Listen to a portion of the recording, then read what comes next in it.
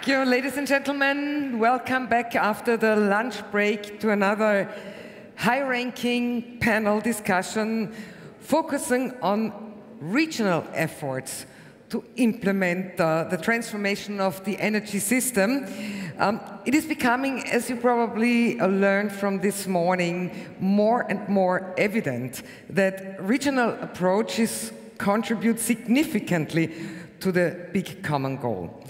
We can present you this afternoon a number of best practice projects in urban and rural areas, and we will also discuss the main challenges for encouraging more regions to take action onto this course.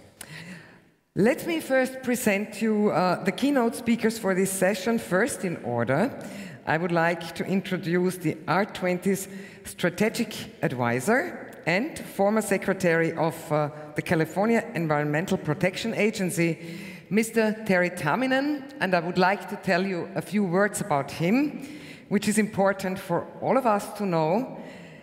Mr. Tamminen is a strategist on energy and the environment, and in 2003, he was appointed secretary of the California Environmental Protection Agency by Governor Schwarzenegger, and later he was a chief policy advisor to the governor, and he continues to advise the former governor on energy and environmental policy. And today he will make you familiar with the R20 strategy and also with a number of projects and initiatives. Welcome warmly, Mr. Terry Tamminen.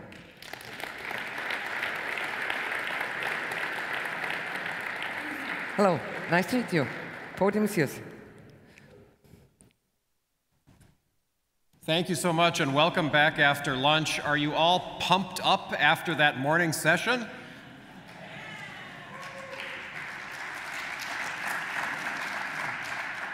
I don't know about you, but my environmental muscles are sore after all of that workout. Really fantastic and very exciting to see such visionary leadership from around the world.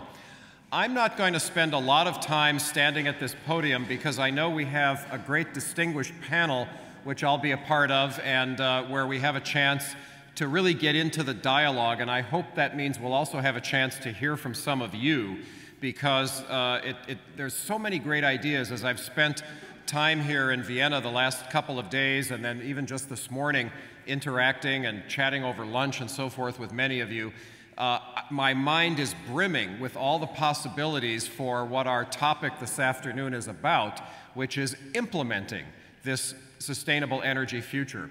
It's absolutely important to have the vision, to have the ideas, to have new technologies, but none of that's going to matter if we don't implement it.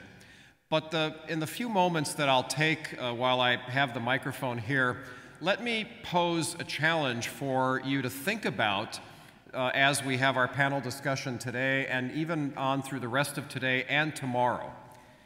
And that is, there's an old joke about a guy who jumps off a tall building. They usually say it's in New York, the Empire State Building.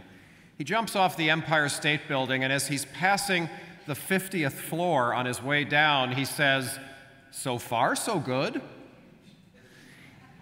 And so the question that I pose to you from that joke, it's a bad joke, I'll admit.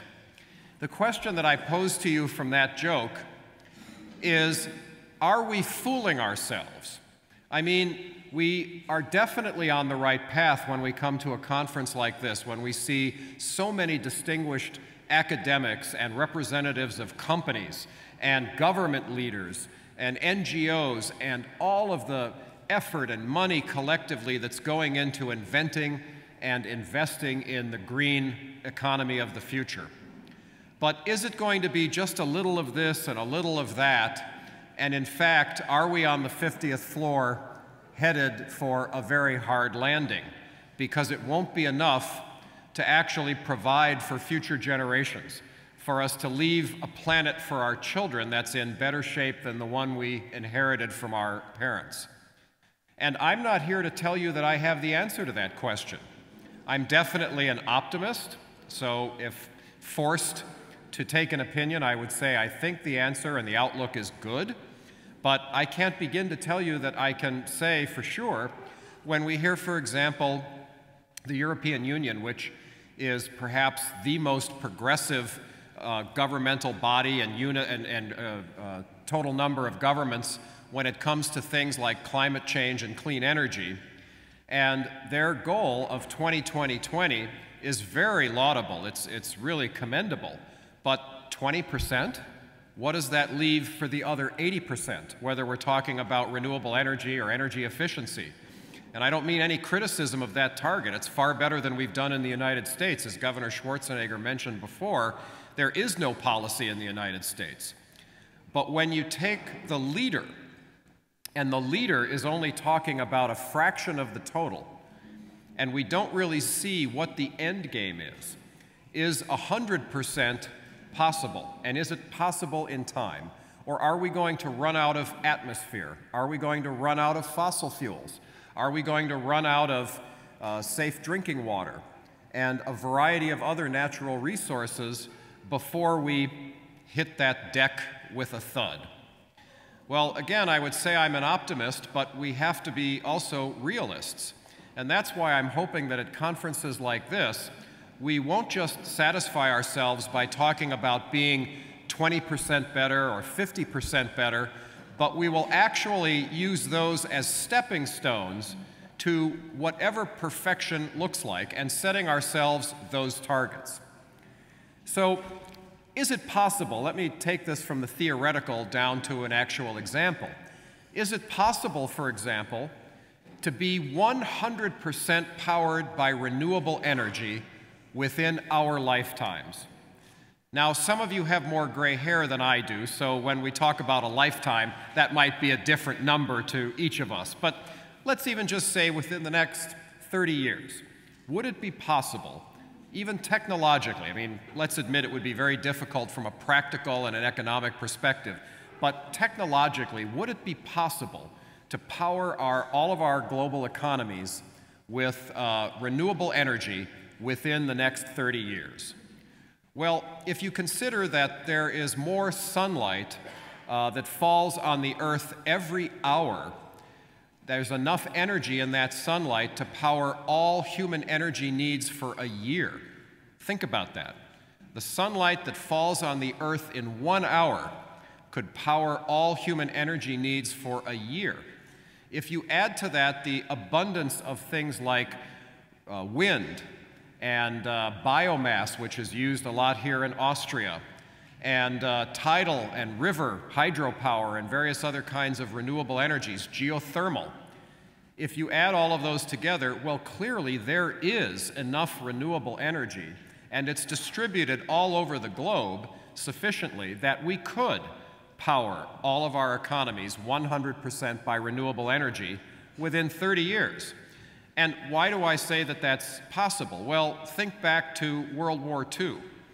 In a matter of just a couple of years, the United States transformed its entire industrial base from peacetime to wartime, and after the war, it only took a year or two to transfer it back to a peacetime economy. We went from making cars and trucks and consumer goods to making what we needed to win a war, and then turned around and went back to peacetime uses and built the largest economy in the world. So we know when we're properly motivated, we can do this. But is the technology there? Well, we've seen the price of solar drop dramatically in the last 5 or 10 years. We've seen the installed capacity grow. We've seen that in 2010, the last year for which there were full one-year figures, we've seen more investment in 2010 in renewables than in fossil fuel, the first time that's ever happened anywhere in human history. So I would say some of those trends are very positive, and it's really now up to us to figure out how to continue to take those renewable energies and harness them. But as long as we keep telling ourselves that our goal is 20% or 30%, that's what we will achieve.